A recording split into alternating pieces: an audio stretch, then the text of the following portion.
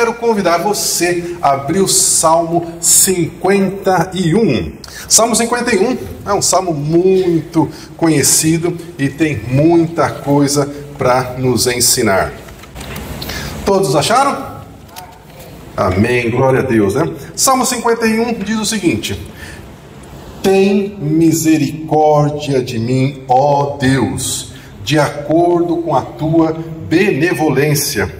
Apaga as minhas transgressões, de acordo com as tuas misericórdias. Lava-me de toda a minha iniquidade e purifica-me do meu pecado.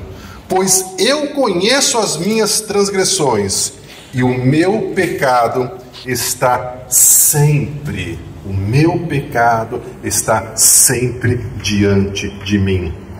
Versículo 4: contra ti somente pequei e fiz mal diante de teus olhos, para que sejas justificado quando falares e puro quando julgares. Eis que fui formado em iniquidade, e em pecado minha mãe me concebeu. Certamente tu desejas a verdade no íntimo, e no fundo do coração tu me ensinastes a sabedoria. Purifica-me com esopo e ficarei limpo. Lava-me e ficarei mais branco do que a neve. Faze-me ouvir júbilo e alegria, para que os ossos que tu esmagastes se regozijem. Esconde a tua face dos meus pecados e apaga todas as minhas iniquidades. Cria em mim um coração puro, ó Deus, e renova em mim um espírito firme. Não me lances fora da tua presença e não retires de mim o teu Espírito Santo. Restaura-me a alegria da tua salvação e sustenta-me com um espírito voluntário. E então eu ensinarei os teus caminhos aos transgressores, e os pecadores se converterão a ti. Resgata-me dos crimes de sangue, ó Deus da minha salvação, e minha língua cante alegremente tua justiça. Meu Senhor, abre meus lábios, e minha boca poderá proclamar teu louvor. Pois tu não desejas sacrifícios, senão eu os daria a ti. Tu não te agradas de holocaustos. Os sacrifícios para ti são um espírito quebrantado, um coração quebrantado e contrito não desprezarás, ó Senhor. Segundo tua vontade, faz prosperar a Sião, edifica os muros de Jerusalém. Então te deleitarás nos sacrifícios de justiça, nos holocaustos e nas ofertas queimadas. Então se oferecerão novilhos em teu altar. Amém. Glória a Deus. Meu irmão, minha irmã, o tema de hoje é reconciliado com o perdão e com o Espírito Santo. Nós poderíamos dizer, em outras palavras, quem nunca errou? Quem nunca cometeu algo muito ruim, muito errado, que talvez nem tenha sido talvez um pecado, ou também que tenha sido um pecado muito grave e que você se arrependeu amargamente. É sobre isso que trata a mensagem de hoje. Talvez você diga, mas eu não estou nessa situação. Eu não cometi nenhum erro grave, na minha vida, e também não cometi nenhum pecado grave. Então, guarde essa mensagem no seu coração, porque Deus vai usar você para replicar, para falar essa mesma mensagem do seu jeito, da maneira que você entendeu, para alguém que está passando por isso. E para nós entendermos exatamente o que é que está nesse salmo, nós precisamos entender algumas coisas. Primeiro, quem foi que escreveu esse salmo? E por que essa pessoa escreveu esse salmo? Quando que ela escreveu esse salmo? Como os cristãos mais velhos sabem, quem escreveu esse salmo foi Davi. Davi já sendo rei, já sendo aclamado, já sendo uma pessoa respeitada. E por que ele escreveu esse salmo? Ele escreveu esse salmo porque ele, Davi, era um homem abençoado pelo Senhor. Ele já tinha matado o leão, já tinha matado o urso, já tinha matado o gigante, já tinha sido coroado como rei. Ele era um exemplo para todo o povo de Deus. E de repente, esse homem ungido, abençoado, uma pessoa que todos tinham como exemplo, de repente, ele comete um adultério. E ao invés de assumir o seu erro, de reconhecer o que ele tinha feito, ele tenta então encobrir o seu pecado. E aí, para encobrir o seu adultério, ele acaba mandando matar um homem inocente. Então, aquele problema que já estava ruim, ficou pior ainda. E aconteceu tudo isso porque, na época em que Israel estava em guerra, ao invés de Davi sair liderando o seu exército, ele mandou Joabe. Ele terceirizou uma responsabilidade que era dele, de Davi. E ele ficou no palácio. E a Bíblia conta que num belo dia desses, em que ele deveria estar lá com os homens, com o exército dele lutando, ele estava no palácio, andando de um lado para outro no terraço. E de repente ele viu uma mulher tomando banho. E não era qualquer mulher. A Bíblia fala que era uma mulher muito formosa, uma mulher muito bonita. Davi, e como você sabe, tinha muitas mulheres, muitas esposas, e além das esposas, as concubinas. Ele deixou a carne, o desejo da carne falar mais alto.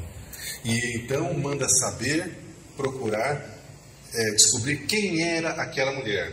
E a notícia volta, a informação chega para Davi. Olha, rei, aquela é Batseba, esposa de Urias, que está servindo no exército junto com Joabe e os demais soldados do exército. Então, o que Davi deveria fazer? Parar por aí e procurar alguma coisa para fazer, não é verdade? Não. Mesmo sabendo que se tratava de uma mulher casada, mesmo sabendo que o marido dela estava na guerra para defender Israel, mesmo sabendo que a lei de Moisés punia com a morte, apedrejadas, aqueles que cometiam adultério. Você vai lembrar, por exemplo, no Novo Testamento, que os fariseus levam até Jesus uma mulher apanhada em adultério. Lembra disso? Eles já chegam com pedras na mão. Então, Davi sabia de tudo isso. E ainda assim, Davi mandou buscar a mulher. E a Bíblia fala que ele se relacionou fisicamente com ela. Se relacionou, a mulher voltou para casa, o desejo da carne parece que estava satisfeito e parece que estava tudo bem, que nada iria acontecer, porque afinal de contas ele era o rei, ele tinha feito as coisas no sigilo, Então nada iria dar errado. A Bíblia não fala quanto tempo se passou, mas eu imagino que tenha se passado um pouco mais de um mês desse ato. E então Batseba, essa mulher com quem Davi se relacionou fisicamente, manda um recado para o rei. E o recado que ela mandou para o rei é o recado que assusta 90% dos homens quando recebe: você vai ser pai, eu estou grávida. Então imagine você o tamanho do problema que agora Davi tinha que resolver, porque ele era o rei, ele era o líder da nação, ele era um exemplo, ele era um homem usado pelo Senhor, e agora ele comete um pecado que uma pessoa comum não cometeria. E aí então vem aquilo que Davi decide fazer. Ao invés dele se prostrar e reconhecer o seu erro e clamar por misericórdia pelo pecado dele, para não ser morto apedrejadas, nem ele nem Batseba, que era o que a lei de Moisés mandava, Davi preferiu confiar numa estratégia humana. E qual foi a estratégia dele? Eu vou mandar buscar o marido da Batseba, que está em guerra, para ele vir para cá com a desculpa de me trazer notícias da guerra, e o exército tinha lá as pessoas específicas para isso, não era um trabalho de Urias, o marido de Batseba, que ele era um guerreiro. E é o que Davi faz. Ele manda informações para o general Joabe para que mandasse o Urias voltar para Jerusalém para dar informações da guerra.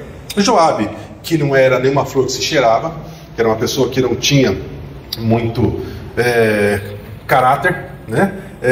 Não pensou duas vezes e fez aquilo que Davi mandou. E quando o Urias chegou em Jerusalém, então Davi fez todo o teatro, perguntou para ele como é que estava a guerra, o que estava acontecendo, etc. e tal, porque o objetivo de Davi, o plano de Davi era: ele vai, quando chegar a noite, ir para a casa dele, tá já bastante tempo fora de casa, com saudade da mulher, a mulher com saudade dele. O que eles vão fazer? Eles vão se relacionar fisicamente, e ele vai voltar para a guerra, e depois a gente vai mandar notícia que ele vai ser pai.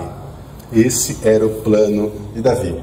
Mas a Bíblia diz que, ao contrário de Davi, nesse episódio pelo menos, Urias era um homem de lealdade, de caráter, de valores. E a Bíblia fala ainda, para piorar a situação de Davi, que Urias não era judeu, ele era heteu, que se converteu provavelmente ao judaísmo e estava vivendo entre o povo de Deus e servindo ao Deus de Israel. Então, o Urias não foi para casa. E quando amanheceu o dia seguinte, o Davi acordou todo animado, achando que todos os problemas dele tinham sido resolvidos. E aí então alguém, provavelmente o mesmo empregado do palácio que sabia do pepino, né, que foi buscar a Batseba a primeira vez, que depois levou notícia que ela estava grávida, né, falou para o rei, deu ruim. E aí Davi perguntou: mas deu ruim o quê? O que aconteceu? Assim, Urias não foi para a casa dele, ele dormiu na porta do palácio. E Davi ficou inconformado: mas esse cara é burro demais, como é que pode? Isso não está na Bíblia, lógico, né? Isso é interpretação minha. Como é que ele não vai para casa? E aí o Davi manda chamar Urias e fala: Urias, mas por que você não foi dormir na sua casa? E aí olha a resposta do Urias. Ele disse: rei, a arca da aliança e os homens de Israel e de Judá estão lá na guerra. Joabe, o meu general, e os soldados estão acampados ao ar livre por causa da guerra. Como poderia eu ir para casa, comer, beber e deitar-me com a minha mulher? Juro pelo teu nome, ó rei, e pela tua vida, que não farei nenhuma dessas coisas. Aí o Davi enlouqueceu, falou: meu Deus do céu, e agora, como é que eu vou fazer ele ir para a casa dele e se relacionar com a mulher dele? Então Davi bolou um outro plano. Falou: então, Urias, fica aqui, vamos comer, beber e tudo mais. E aí o Davi deu uma orientação para os empregados dele. Falou assim: olha, faz o Urias beber, deixa o Urias bêbado, e a hora que ele tiver bêbado, vocês embicam ele e rumam à casa dele. Estou dando uma interpretação aqui, mas foi isso que ele falou. E Urias bebeu. A hora que ele já estava com as pernas mole, o povo falou assim: agora vamos dispensar ele para a casa dele. Era noite já. Muito bem. Chegou de madrugada, alguém levantou lá no palácio. Onde é que estava Urias? Deitado na porta do palácio. E aí foram falar de novo para Davi: o rei, não teve jeito não. Urias, mesmo bêbado, manteve os valores dele, não foi para casa. E aí então o Davi tem uma ideia diabólica. Davi escreve uma carta para o general Joabe, que está lá em guerra, e fala para o Joabe na carta o seguinte: Joabe, coloque Urias na frente de batalha, aonde a guerra estiver mais violenta, mais perigosa, para que Urias seja ferido e morra. O Davi faz essa carta, ele sela a carta, lógico, né, para que Urias não lesse, e ele ainda dá a carta na mão do Urias, para o Urias entregar a carta para o Joabe. Olha o tamanho da maldade de Davi. E Urias fez exatamente como o rei Davi havia mandado. Voltou para a guerra, chegou lá, encontrou o general Joabe, deu a carta para o Joabe. Eu imagino o Joabe abrindo a carta, lendo o conteúdo da carta, olhando para Urias, lendo de novo para ver se tinha lido certo, né? Olhando para o Urias ali e já imaginando que o rei tinha feito uma besteira, mas muito, muito grande. E o Joabe não teve dúvidas. Ele fez exatamente como o Davi mandou. Foi lá para frente da batalha, colocou Urias numa situação que ele tinha certeza que Urias iria morrer. E de fato, Urias, naquela batalha, é ferido e morto pela mão do inimigo. E o Joabe manda então uma carta para o rei Davi, dizendo: olha, rei, né, fomos enfrentar os amonitas e aconteceu isso, e Urias faleceu. Aí então comunicaram a viúva entrou no processo de luto. Eles têm lá tudo, né, um jeito de como lidar com o luto. E então agora a pele do Davi já estava livre, né? Ele não seria acusado de mais nada, mas ainda tinha o problema da Batseba, porque a barriguinha, né, iria aparecer. E como todo mundo sabia que Urias não foi para casa, iriam acusar a Batseba de adultério, iriam apedrejar a Batseba. Então Davi, para salvar a Batseba, casou com ela, a criança nasceu e parecia que estava tudo sob controle. Até que um dia, o profeta Natan, depois que a criança nasceu, foi visitar o rei Davi. E o profeta Natan chegou lá, e não chegou acusando o Davi, dizendo: olha, o Senhor me mandou aqui porque você fez isso, fez aquilo, e etc e tal. Não. O Natan chegou lá, contando para Davi uma história que aconteceu no reino de Davi, porque afinal de contas, Davi era o rei, Davi era quem resolvia, Davi é que dava a última palavra, na verdade, ele é o rei. E o Natan chegou para o rei Davi e falou assim: rei Davi, preciso te contar uma história que aconteceu numa das suas cidades. Né? E o Davi, né, ficou atento então. E ele pegou, o profeta Natan disse para o Davi o seguinte: numa cidade tinha 2 homens, um rico e um pobre. Você já logo, né, quer saber o que foi que o rico fez contra o pobre, não é verdade? E não deu outra. Aí o Natan contou: numa cidade existiam 2 homens, um rico e o outro pobre. O que era pobre tinha uma ovelhinha, e ele criava essa ovelhinha como se fosse um animal de estimação, cuidava, não deixava que nada acontecesse, brincava com a ovelhinha, e era, né, maior amor com essa ovelhinha. E o homem rico, ele tinha ovelhas, ele tinha vacas, ele tinha muitos animais. E eram muitos, não eram poucos. E um dia esse homem rico, ele recebeu um viajante, uma pessoa que foi na sua casa, e ao invés do homem rico matar uma das suas ovelhas, uma das suas vacas, das suas cabras, que quer que seja, ele foi lá, rei, e pegou essa ovelhinha daquele homem que só tinha aquela única ovelhinha, e matou essa ovelhinha para oferecer para aquele viajante. Davi, sem saber que o profeta estava contando do pecado que ele tinha cometido, o Davi fica enfurecido e ele mesmo deu a sentença. Então o Davi virou e falou para ele o seguinte, né?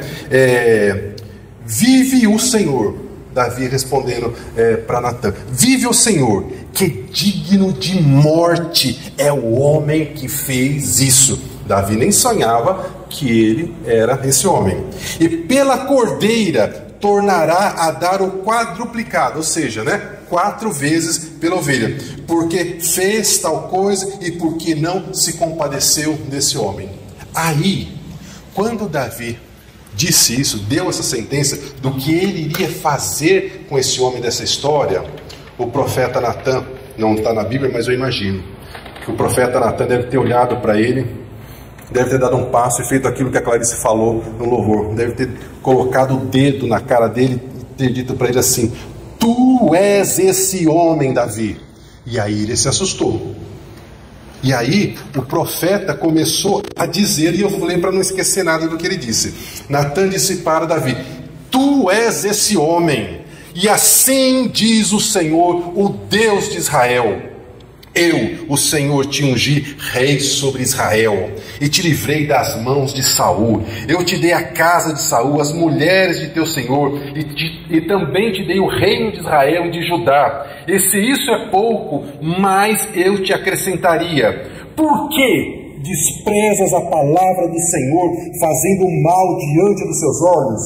A Urias, o Eteu, você matou a espada, e a mulher dele você tomaste por tua mulher.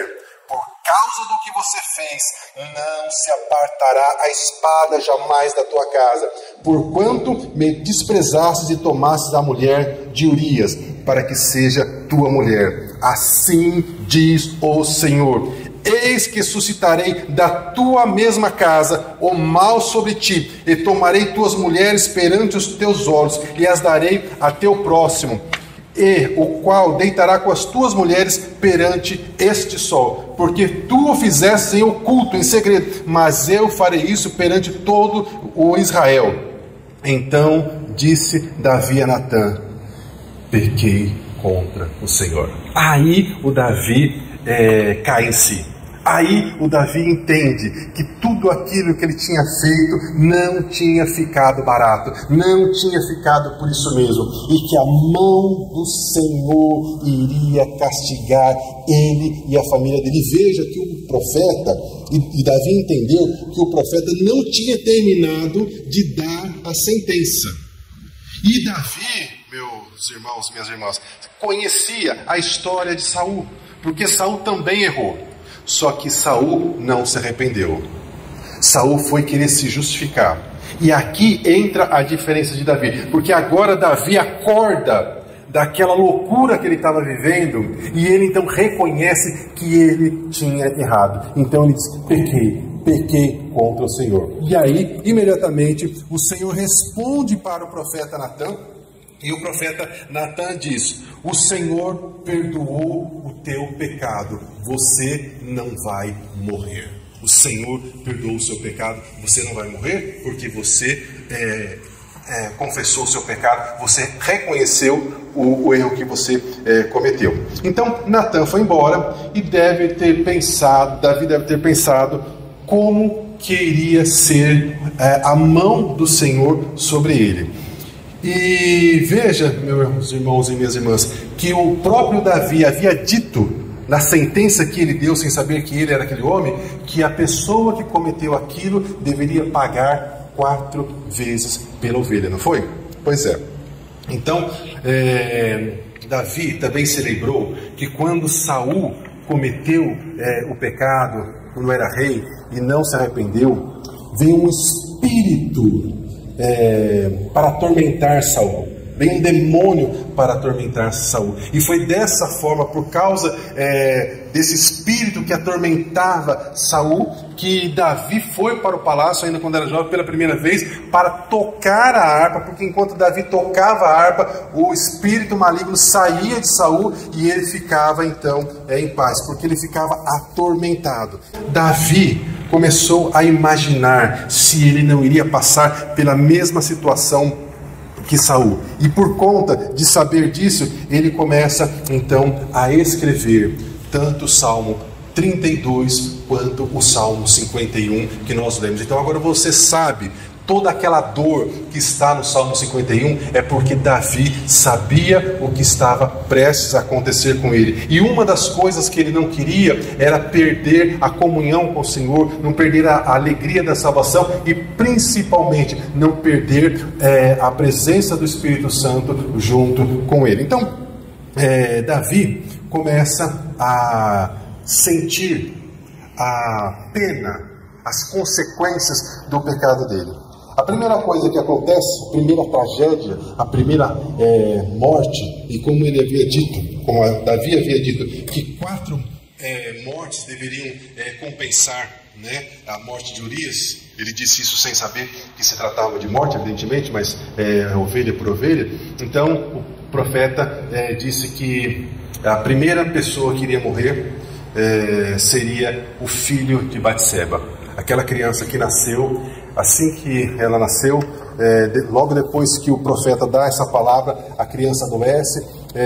Davi vai jejuar, vai clamar ao Senhor para que o Senhor poupasse a vida da criança, e o Senhor de fato cumpre aquilo que havia dito e leva a criança. E passado um tempo, então Davi tinha várias esposas, vários filhos e filhas, e o filho mais velho de Davi, que era Amnon, ele tem um desejo maligno pela meia-irmã dele, que era Tamar. Tamar era uma adolescente, provavelmente aí entre 15 a 17 anos, e o Amnon bola um plano dizendo que estava doente, que isso, que aquilo, só para poder ficar sozinho com a meia-irmã, e ele violenta a irmã. E o irmão de Tamar, por parte de pai e mãe, porque de Amnon eles eram irmãos só por parte de pai, era o Absalão. E o Absalão ficou inconformado com aquilo que o Amnon tinha feito e com a falta de correção de Davi em Amnon. Então o Absalão, ele embola um plano maligno também. Ele espera longos 2 anos até que ele tenha a oportunidade perfeita para então mandar matar Amnon. Então 2 vidas já tinham sido ceifadas. Passado um tempo, então, por conta de mandar matar seu irmão, Absalão foge, aquela coisa toda, e depois ele pede perdão a Davi, Davi perdoa, ele volta para o reino, e aí ele começa a maquinar contra o próprio pai, contra o próprio rei Davi, a ponto de tomar o reino, o rei Davi precisar fugir do palácio, correndo risco de vida, e Davi com seus homens fiéis foge para a floresta. Joabe, fiel a Davi, vai junto, e depois de passado alguns dias, Absalão vai com seu exército atrás do pai para matar o pai e se estabelecer como rei de Israel. Nesse episódio, Joabe vai e mata Absalão. Então, é a terceira vida que acaba sendo ceifada. Temos dois. Davi está velho. Estabelece Salomão. E Salomão assume o trono. E teve ali um problema com outro irmão, Adonias. E Salomão, então, manda matar Adonias. Então, a quarta morte confirmada, a quarta vida é ceifada por conta dessa consequência daquele ato de Davi. Então, meu irmão, minha irmã, nós precisamos lembrar que o pecado ele vai ser sempre atraente. Porque se fosse algo feio, ruim, que não fosse agradável, nós não seríamos tentados a querer fazer aquilo que nós sabemos que é errado. E Davi, infelizmente, ele sofreu a vida inteira por conta da consequência desse pecado. Agora, o que nós vamos tirar de lições em tudo isso que nós vimos? Primeiro, a postura de Urias. E Urias nos ensina muitas coisas. Primeira coisa que ele ensina, que bons exemplos incomodam. O bom exemplo de Urias é inegável, e é impossível não notar um bom exemplo como o exemplo de Urias. Porém, ao invés de aprender e mudar as atitudes ruins, algumas pessoas preferem fazer como Davi fez com Urias.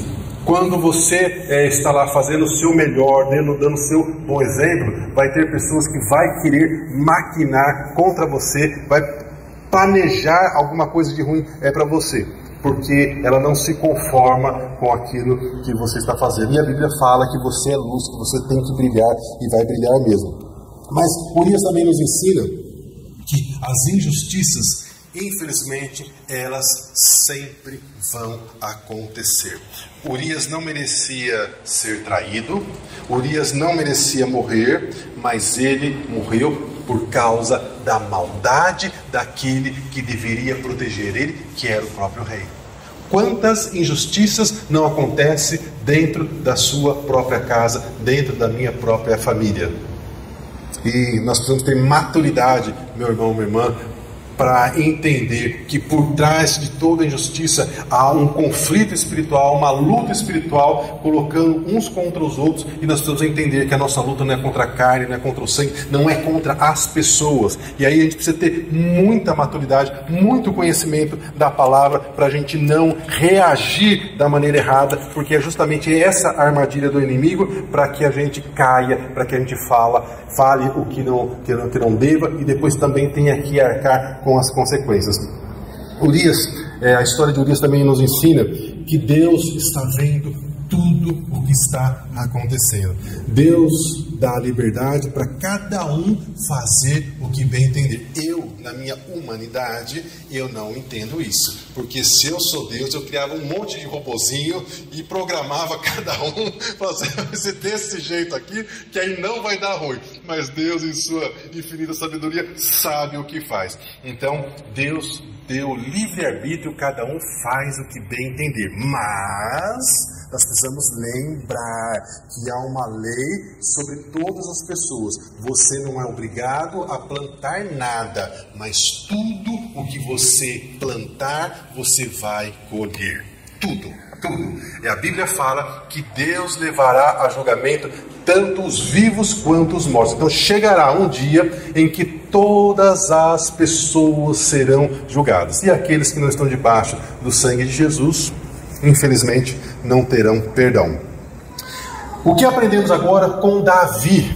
E aqui a lista daquilo que a gente aprende com Davi nesse episódio é uma lista grande. Mas é importante que a gente tenha essa reflexão.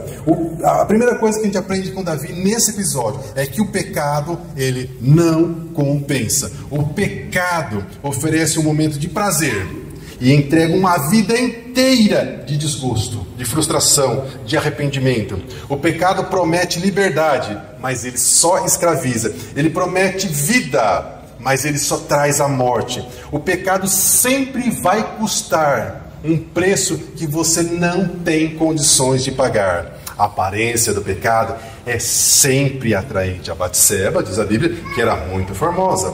Mas atrás da beleza do pecado, ele esconde todas as mazelas, todas as tragédias, toda a feiura que ele provoca. A isca do pecado é apetitosa, mas ele esconde o anzol da morte. O banquete que o pecado oferece desperta a vontade, mas a comida está envenenada e você vai morrer. O pecado, ele tem consequências. Assim como Davi, quando alguém peca, as consequências são inevitáveis. Os nossos erros, eles não geram consequências somente para nós, mas eles geram consequências para as pessoas que estão ao nosso redor. Uma pessoa, por exemplo, que tem muito dinheiro e ele perde o dinheiro, por exemplo, no jogo.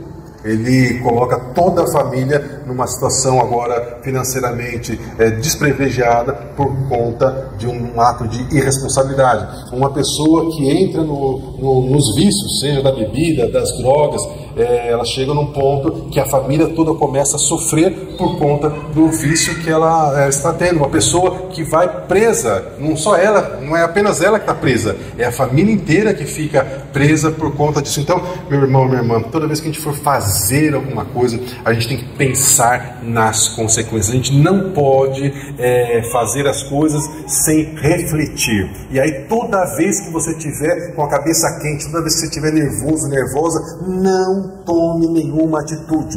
Vai tomar um banho, vai andar, vai dormir, vai assistir um filme, vai cantar, vai orar, vai fazer qualquer coisa, mas não tome nenhuma decisão, porque depois você não vai conseguir consertar aquilo, ou se conseguir consertar, vai custar muito caro, muito caro.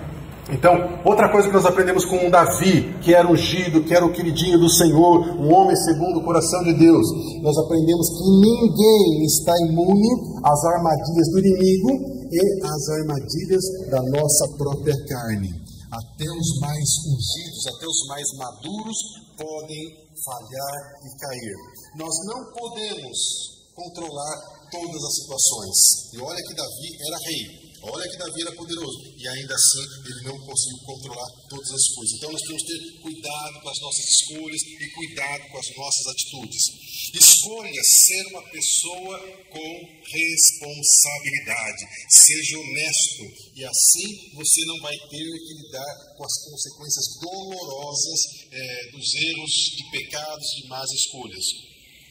O exemplo de Davi nos ensina a importância de fazer sempre aquilo que é certo, a importância de ser humilde e também de se arrepender quando errar. O exemplo de Davi nos ensina a não desejar nada que seja do próximo. A gente precisa cumprir a vontade de Deus. Davi precisava ter um pouco das qualidades de José no Egito, né? Porque quando a mulher de Potifar foi lá se agarrando com José, que veja que foi o contrário, né? Davi que mandou buscar a mulher, e com José foi o contrário. Foi a mulher que foi lá se agarrar no José. E José, correu, como diz o povo, vazou, porque ele sabia do tamanho do pecado que ele estaria cometendo contra Deus, contra Potifar e contra ele mesmo. Então, o que nós também aprendemos com Davi, que nós precisamos aprender a pedir ajuda. Veja que enquanto Natan não mostra para Davi o tamanho do erro dele, o quanto ele estava errado, o quanto ele tinha pecado, Davi não conseguia enxergar isso. O Natan contou uma história pequenininha e o Davi ficou enfurecido. E a história que o profeta Natan contou para Davi era uma história muito pequenininha comparado ao tamanho dos erros do pecado de Davi. Porque Davi estava com a mente cauterizada. E por vezes as pessoas ficam assim, e precisa de uma outra pessoa dizer e fazer com que ela enxergue. Assim, olha, você não pode tratar a sua esposa assim. Olha, você não pode tratar o seu marido assim.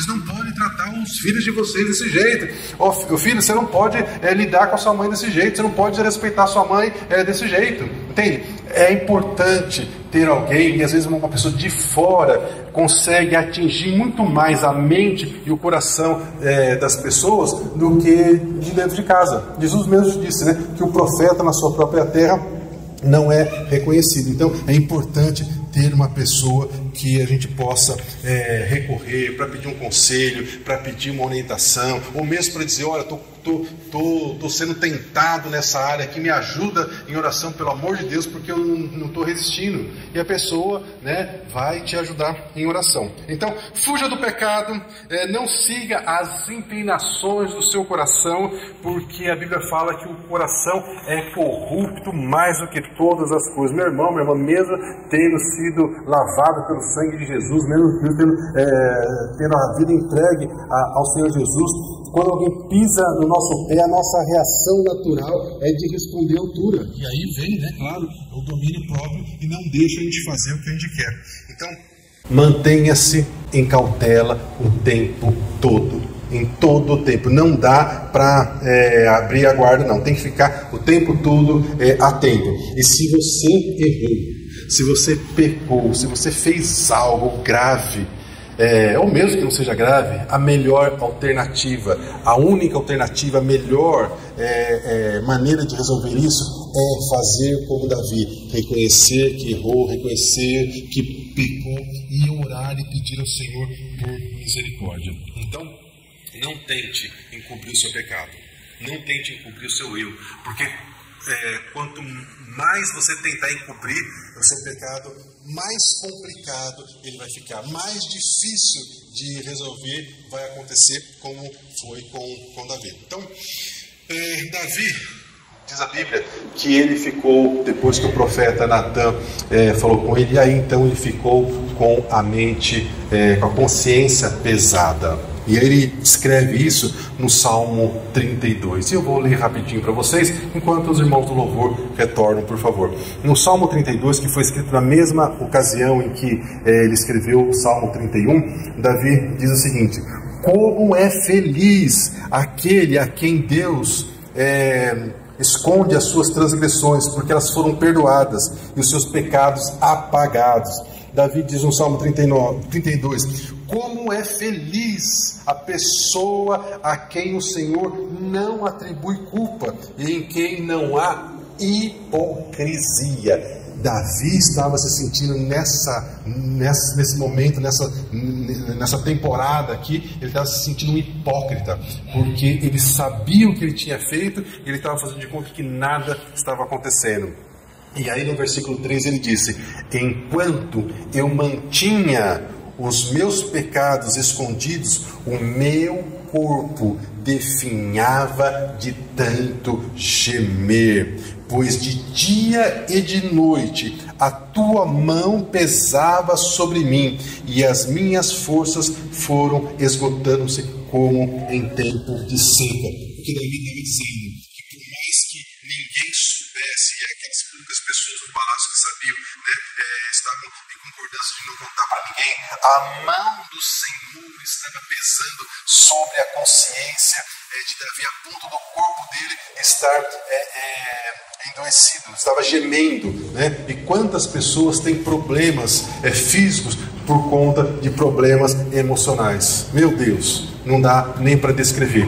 Então, uma das maneiras da gente resolver isso é orando, pedindo ao Senhor perdão. E há também a turma que está sofrendo, não porque cometeu um erro gravíssimo, porque pecou, mas porque alguém fez alguma injustiça contra ela, e isso também provoca a mesma situação. Então, se você é da turma que sofreu uma injustiça e isso fez uma ferida enorme no seu coração, você precisa liberar perdão para essa pessoa. Não é porque a pessoa merece, é porque você merece ter essa ferida curada, sarada, e isso só vai sarar quando você liberar o perdão. Não procure entender do ponto racional como é que isso funciona. Isso é um segredo de Deus, e quando o Senhor voltar, Ele pode te explicar, mas o fato é que se você quer se ver livre dessa dor, quer se ver livre dessa mágoa,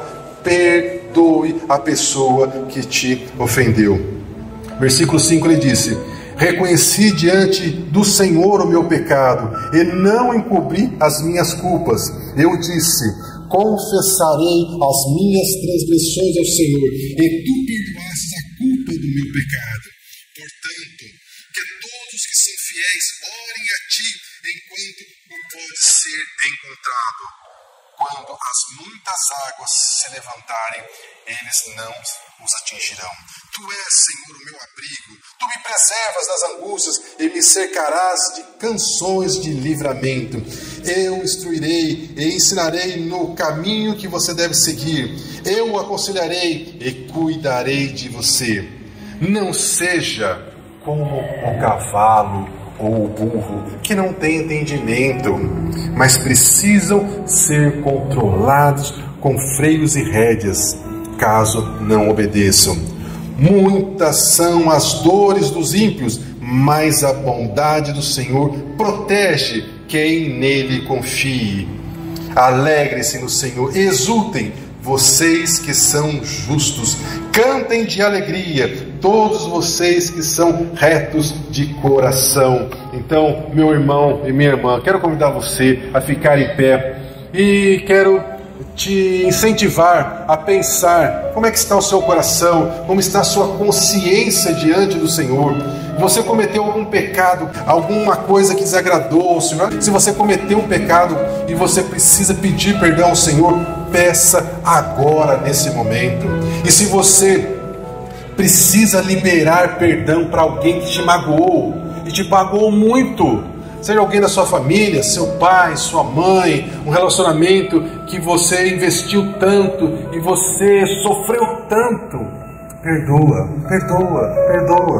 Isso vai trazer cura para você, vai fazer diferença na sua vida, você vai se sentir uma pessoa mais leve e você vai poder passar para a próxima página, viver os próximos planos que o Senhor tem para você.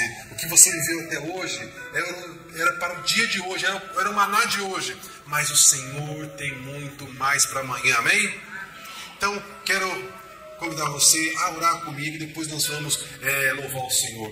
Pai, nós estamos diante da Tua presença e o Senhor conhece cada coração que está aqui, o Senhor conhece cada coração que está ouvindo essa mensagem, o Senhor sabe das dores, das lutas, das dificuldades, das mágoas, Senhor. O Senhor também sabe, Pai, da consciência daquele que está com a consciência pesada, porque errou, porque falhou, porque fez algo que ela mesma não se perdoa, Pai, mas que o Teu Espírito Santo traga nesse momento, ó Senhor, liberdade, porque foi para isso que o Senhor nos chamou, para estarmos em liberdade com o Senhor, para podermos Te louvar, para podermos entrar na Tua presença, ó Senhor, entre nós, que não haja ninguém cativo, que não haja entre nós ninguém preso pelas regras do inimigo, Senhor. Nós quebramos as correntes que prendem qualquer irmão, e Espírito Santo, ajuda essa pessoa que está orando nesse momento, que ela está pedindo perdão pelos pecados dela. Ajuda, Espírito Santo, essa pessoa que está liberando perdão por aquela pessoa que tanto a magoou, que tanto a fez sofrer. Pai, em nome de Jesus, Senhor, oh, fortalece, Pai, fortalece cada um que está aqui, Senhor, oh, em nome de Jesus. Eu começo uma nova história na vida de cada uma dessas irmãs, de cada um desses irmãos, Pai, em nome de Jesus. Renova, Senhor, a alegria da Tua salvação, Senhor, vem com a Tua presença, visita cada um, enche o coração deles com a presença do Teu Espírito Santo, que eles possam estar reconciliados, Pai, contigo, com o Teu perdão, reconciliados com o Teu Espírito Santo, Pai, que eles possam sair daqui sentindo-se uma nova pessoa por causa da Tua presença na vida deles. Oh Senhor, que cada um deles viva todos os planos que o Senhor tem para eles, Pai, e que se cumpra a Tua promessa, que eles e a casa deles se entreguem ao Senhor,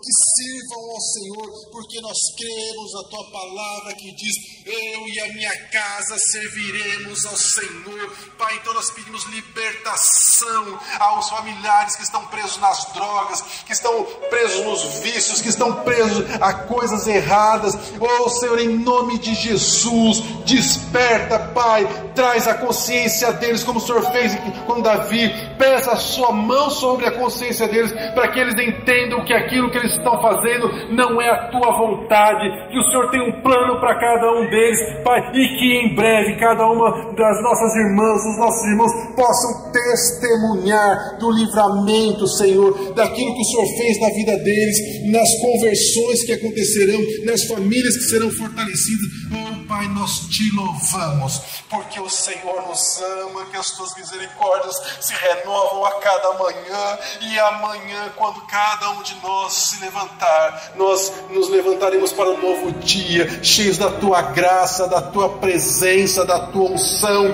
certos que a Tua bondade e a Tua misericórdia estarão nos perseguindo durante todo o dia, Pai, e que tudo que as nossas mãos tocarem será abençoados, porque nós não somos qualquer pessoa, nós fomos lavados pelo sangue do Senhor e Salvador, que tudo se sacrificou por nós, Pai. Nós colocamos as nossas vidas nas Tuas mãos, para que o Senhor nos use da forma que o Senhor quer, e receba agora, Pai, o nosso louvor para o Seu nome.